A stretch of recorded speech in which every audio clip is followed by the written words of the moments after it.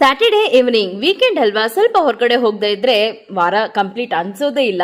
So ಅದೇ ರೀತಿ ಎಲ್ಲಪ್ಪ ಹೋಗೋದು ಅಂತ ಅನ್ಬೇಕಾದ್ರೆ ರಾಜು ಅವರ ಫ್ರೆಂಡ್ ಫಾರ್ಮ್ ಹೌಸ್ ಕರ್ಕೊಂಡೋಗಿದ್ರು. ತುಂಬಾನೇ ಚೆನ್ನಾಗಿತ್ತು ಅಂಡ್ ಕಂಪ್ಲೀಟ್ ಬ್ಲಾಗ್ ಸಹ ಮಾಡಿದ್ದೀನಿ. ಮಿಸ್ ಮಾಡಿದಾಗೆ ನನ್ನ ಯೂಟ್ಯೂಬ್ ಚಾನಲ್ ಅಲ್ಲಿ ನೋಡಬೇಕು ಆಯ್ತಾ. ಆ ಕ್ಯಾರೆಟ್ ಪುಟ್ ಪುಟ್ಟಾಗಿ ಬೆಳೀತಾ ಇರೋದು, ಆ ಬೋರ್ ನೀರನ್ನ ಸೇವ್ ಮಾಡೋದು, ಹಾಗೆ ಆ ಇವಾಗ ತಾನೇ ಚಿಗುರ್ತಾ ಇರೋ ಮಾವಿನಕಾಯಿಗಳನ್ನ ನೋಡೋದು, ಸಪೋಟ, ಎಳ್ನೀರು, ಹಾಗೆ ಚೇಪೆಕಾಯಿ.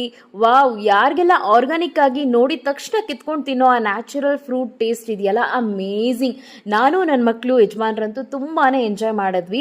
ಆ್ಯಂಡ್ ನಮ್ಮ ಒಂದು ಈವ್ನಿಂಗ್ ತುಂಬಾನೇ ಅದ್ಭುತವಾಗಿತ್ತು. ಹಾಗೆ ಲಡ್ಡುಗೆ ಒಂದಷ್ಟು ಸಮ್ಮರ್ ಆಕ್ಟಿವಿಟೀಸ್ ಕೂಡ ಮನೇಲಿ ಮಾಡಿಸ್ತಿದ್ದೀನಿ. ಸೊ ಅದು ಕೂಡ ಹೇಗಿದೆ ಅನ್ನೋದನ್ನ ನನ್ನ ಯೂಟ್ಯೂಬ್ ಬ್ಲಾಗಲ್ಲಿ ಅಪ್ಲೋಡ್ ಮಾಡಿದ್ದೀನಿ, ಮಿಸ್ ಮಾಡ್ದಂಗೆ ನೋಡಿ.